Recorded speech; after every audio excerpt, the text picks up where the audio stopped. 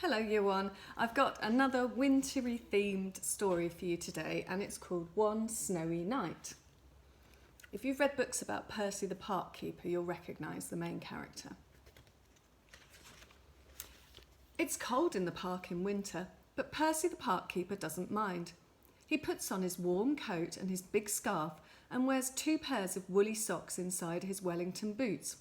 Percy likes to be outside in the fresh air. And look, Robin class, there's a robin in the tree. In the middle of the park, there's a little hut. This is where Percy lives.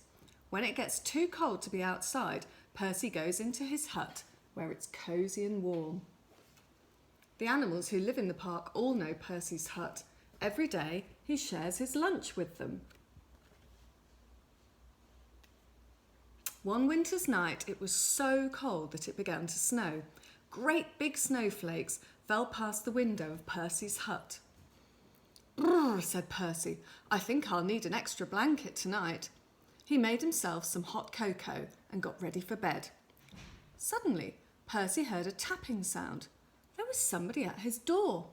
Now, who can that be at this time of night, thought Percy. He went to the door and looked out. There on the step was a squirrel. It looked very cold and miserable. "I can't get to sleep, Percy," said the squirrel. "My bed is full of snow." "Oh dear," said Percy. "Never mind. I've got plenty of room for 2. The squirrel snuggled down next to Percy and soon began to feel warm. Knock, knock. It was the door again. Now who can that be, thought Percy. Standing outside were 2 shivering rabbits. "It's freezing," said one rabbit. "We're frozen," said the other. "You poor things," said Percy. "Come in and warm up." The rabbits squeezed into the bed next to Percy and the squirrel. There wasn't much room. "Could you face the other way?" Percy asked the squirrel. "Your tail is tickling my nose."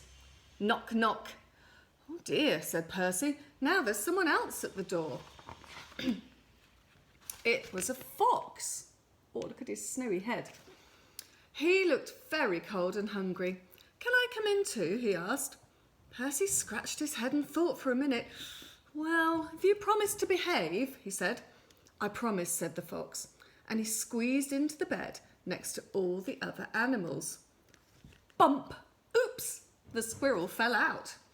"Who did that?" asked the squirrel crossly. Knock, knock, knock. "Goodness gracious," said Percy, "it's the door again." This time, Percy had quite a surprise. You see all the animals. There on the doorstep was a badger, 2 ducks, a hedgehog and a whole family of mice. They all wanted a bed for the night. Poor old Percy and poor old Percy's bed. Look at that squash. Reminds me of another story, a squash and a squeeze. The animals pushed and shoved and rolled around the bed, but there was just not enough room for them all, and soon the bed covers ended up in a big, tight ball. Then, bump, the covers rolled right off the bed and everybody fell onto the floor. "Oh dear," said Percy, "this won't do." Suddenly, one of the mice pricked up his ears. "What's that noise?" he squeaked. There he is, listening carefully. Everyone else listened hard. Now they could all hear it. There was a scratching, scraping sound, and it seemed to be coming from underneath them. "There's something moving under the floor," whispered Percy. The animals all looked frightened, and the mice started to squeak at once. "Oh dear, what can it be? It might be a monster with fierce claws and sharp teeth." The noise grew louder and louder. Then one of the floorboards began to move. Can you see it lifting up slightly there? "Look out, it's coming up through the floor." Suddenly there was a loud creak. "Help!" cried the animals, and they all ran to hide. But Percy wasn't frightened. He started to chuckle. Then he laughed out loud. A small dark head was sticking up through the floorboards. "This isn't a monster," said Percy, "it's a mole." "I'm sorry to burst in like this," said the mole. I knocked on the door, but nobody heard me. Percy helped the mole up through the hole in the floor, sat him on his hot water bottle to get warm, and put the floorboard back. It's all right, everyone. You can come out now. But nobody moved.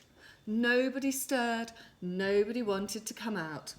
The squirrel was tucked away in the pocket of Percy's dressing gown. The hedgehog was in his coat. The fox, the rabbits and badger and the ducks were all safely hidden away. The mice had even squeezed themselves into Percy's slippers. Everyone had found a cosy bed. Well, I never, said Percy.